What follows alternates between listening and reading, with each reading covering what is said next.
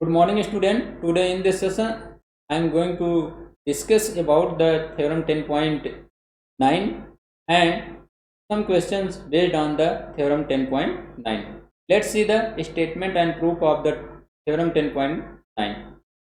So theorem 10.9 is angles in the same segment of a circle are equal. Means जैसे same segment पर जो angle form होगा वो angle क्या होगा। जैसे यहाँ पर आप ध्यान से देखें, अगर इसको हम यहाँ से ऐसे ज्वाइन कर तो ये माइनर सेगमेंट होगा और ये क्या होगा, मेजर सेगमेंट। तो जो ये एंगल ये फॉर्म होगा, एंगल पी ए क्यू और angle P B same segment पर फॉर्म हो रहे हैं, तो ये दोनों क्या होंगे, एंगल पी बी क्यू, ये दोनों क्या होंगे, ये इस थ्योरम का इसमें गिवन क्या है, a circle with centre O. क्या क्या, एक सर्कल लिया जिसका सेंटर ओ है and point P O on the circle subtends angle P A Q and angle P B Q at the point A and B respective. Two angle, हमने 2 points लिए circle पर जो angle form कर रहे हैं, angle P A Q इस angle and angle P B. According to the theorem we want to prove that angle PBQ is equal to angle PA. So let's see the proof of this theorem. Proof: chord PQ subtends angle PO at the centre. Centre पर क्या angle form कर रहा है, PO Q form. Angle subtend, अगर आप ध्यान से देखिए, अभी आपको थ्योरम बताया गया कि angle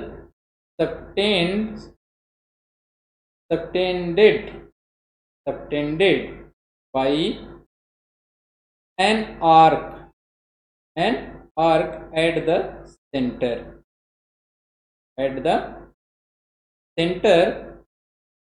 is double the angle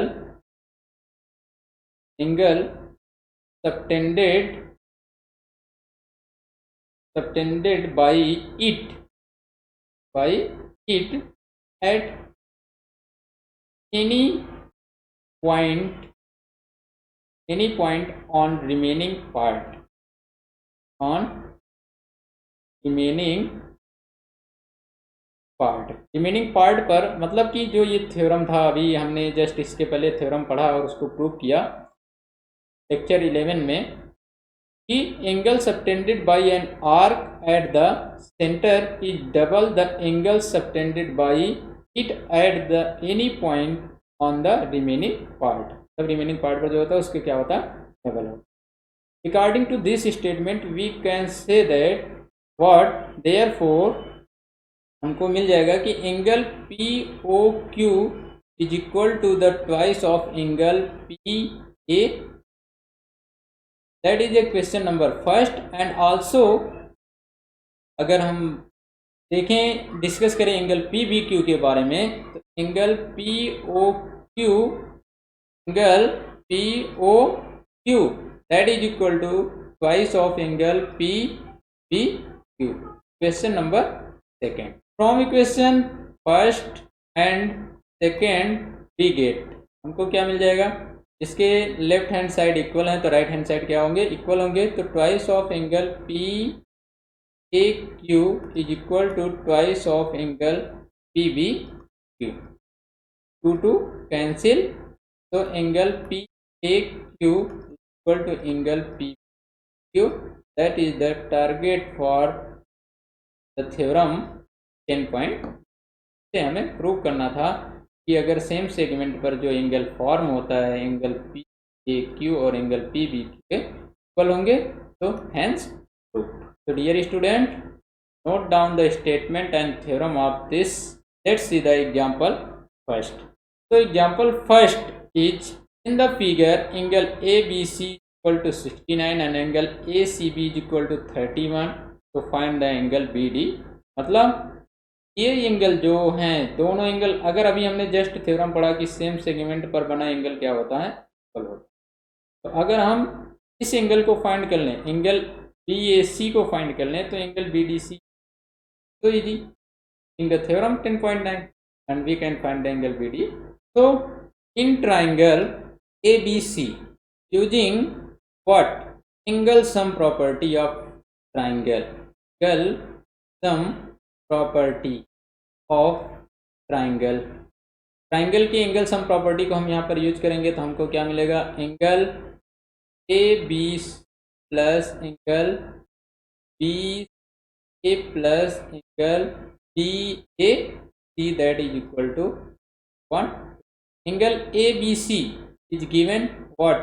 69 degree and angle ACB या BCA दोनों क्या होंगे? इक्वल होंगे, मीन्स 31 डिग्री।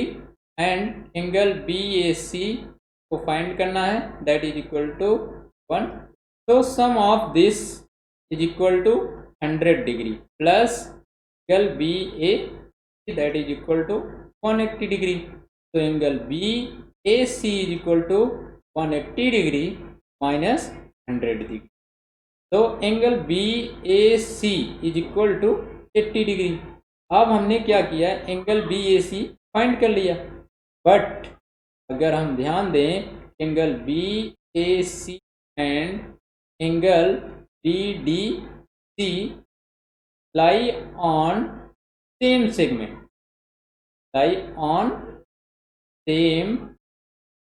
सेगमेंट, और अगर दोनों सेम सेगमेंट पर लाई कर रहे हैं तो क्या होगा? This imply that angle BAC is equal to angle BDC. Imply that angle BD is equal to 80 degree. Right? This is the answer of this question. So dear student, also note down the example first and their solution. Let's see the example second. So example second is, in the figure angle So example second is, in figure A, B, C and D are 4 points on the AC and BD intersect at the point E such that BEC, angle BEC is equal to 130 degree and angle ECD is equal to 20 degree. So we want to find the angle BA. मतलब BADC 4 points on the circle and angle BEC equal to 130 degree and angle DCE, this angle is equal to 20 degree. So let's see the solution of this way. Solution. अब यहाँ पर अगर हम discuss करें, जो ये line है, line straight line, right, इस पर जो एंगल फॉर्म हो रहे हैं, angle BEC plus angle D that is equal to 180. क्यों? ये लीनियर पेयर एंगल, तो आप अच्छे से जानते हैं sum of linear pair angles is equal to 180 degree, but BEC is equal to 130 degree. So angle D equal to कितना हो जाएगा? 180. तो हियर एंगल DEC आपने फाइंड किया, कितना आ जाएगा? 180 degree minus 130 degree.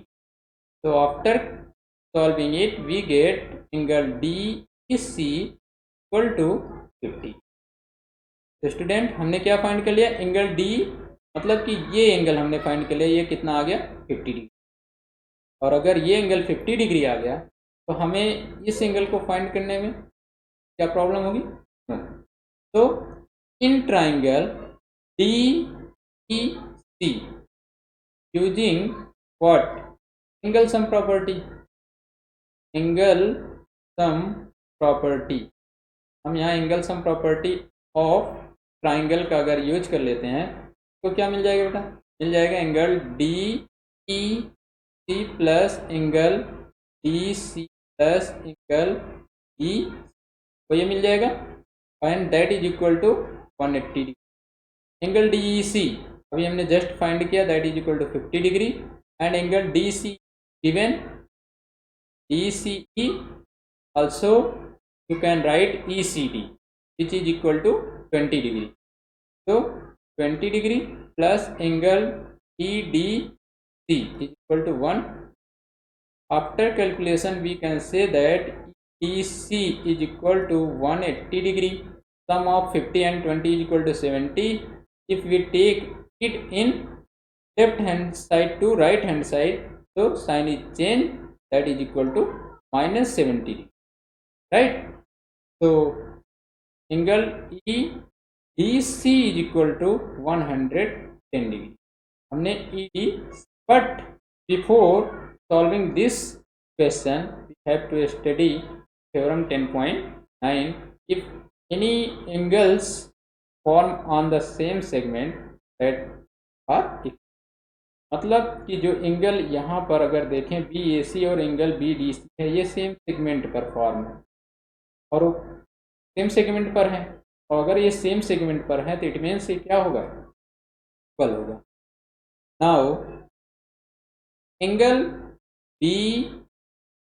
BDC and angle BAC lie on same segment, lie on same segment, so we can say that angle EAC equal to angle ED. This implies that angle BAC equal to 110 degree. Hence the solution of this question. So dear student, note down the solution of this question, and I have given some question in the class work on the basis of the theorem this and on the basis of this. So let's try and let's see the question.